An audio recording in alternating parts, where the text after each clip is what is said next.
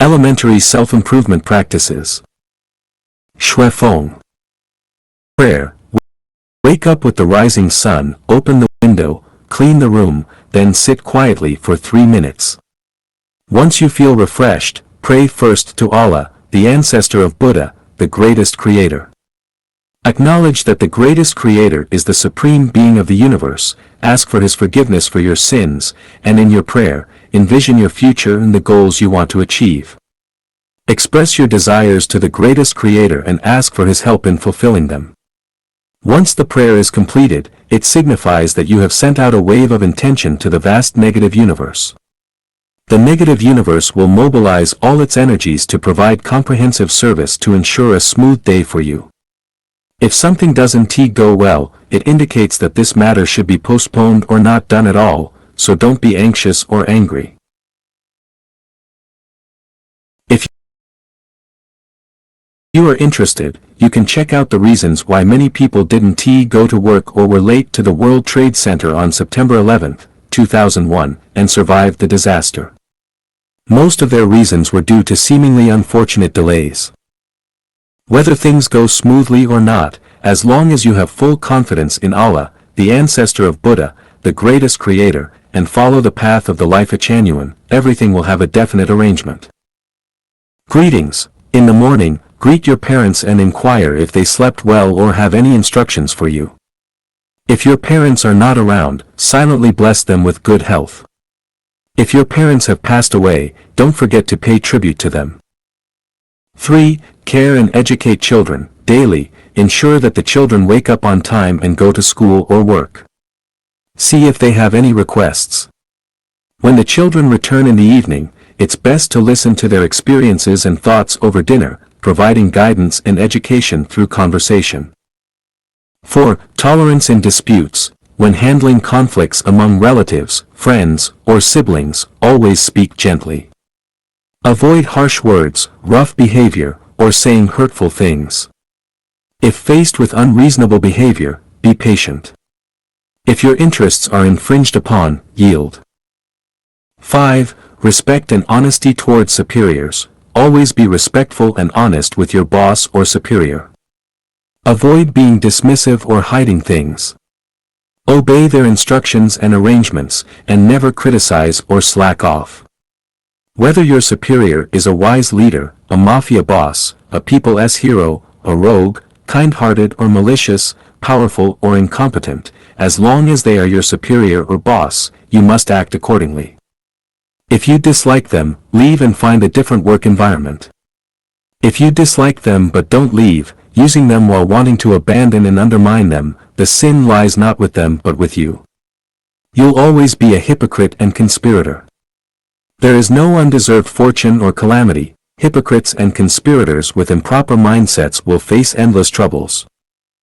6. Farewells and welcoming. Whenever you leave the house, if there are family members at home, always say goodbye. If you are home and family members return, get up to greet them and inquire about their well-being. Harmony in the family is reflected in these daily small acts. 7. Coexisting with your wife. The most important person in life is your wife, and she is also the hardest to deal with. If fortunate to marry a knowledgeable, reasonable, gentle, and virtuous wife, your life is half successful.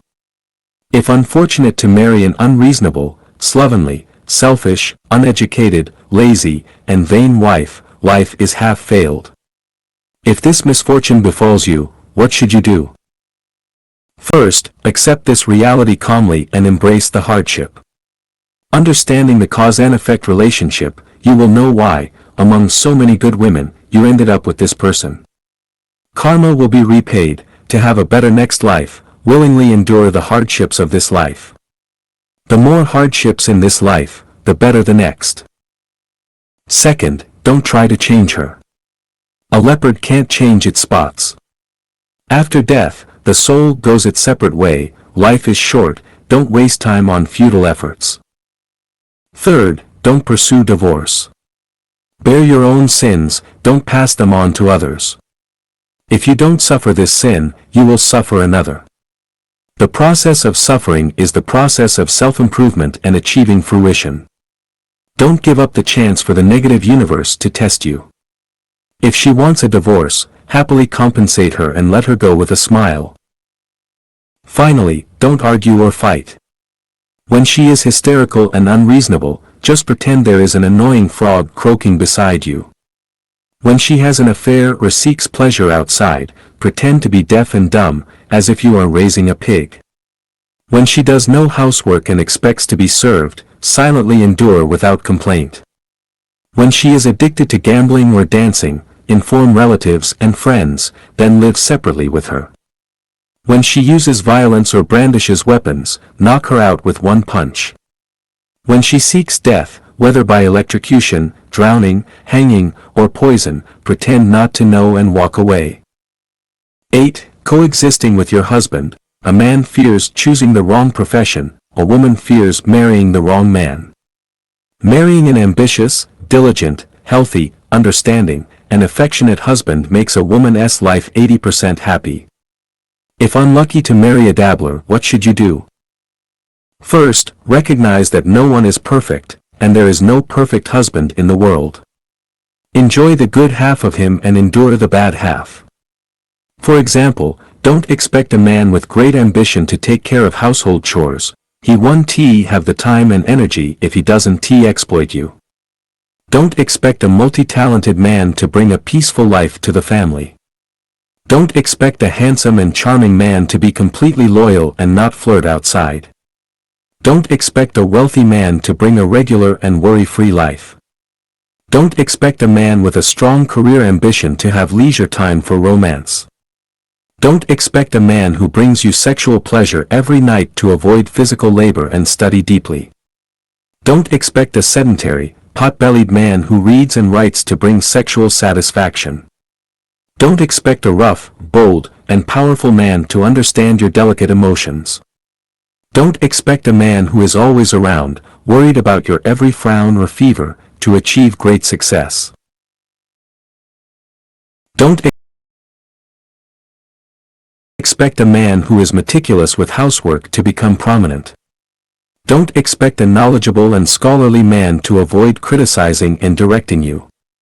Don't expect a man who brings a peaceful and harmonious family atmosphere to be socially adept and responsive.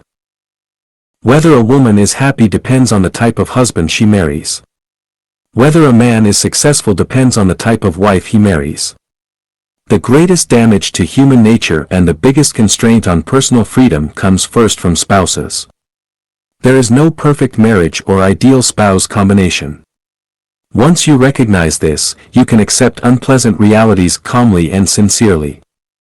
Women should start their self-improvement by learning not to depend on men emotionally to have hope of becoming a celestial being.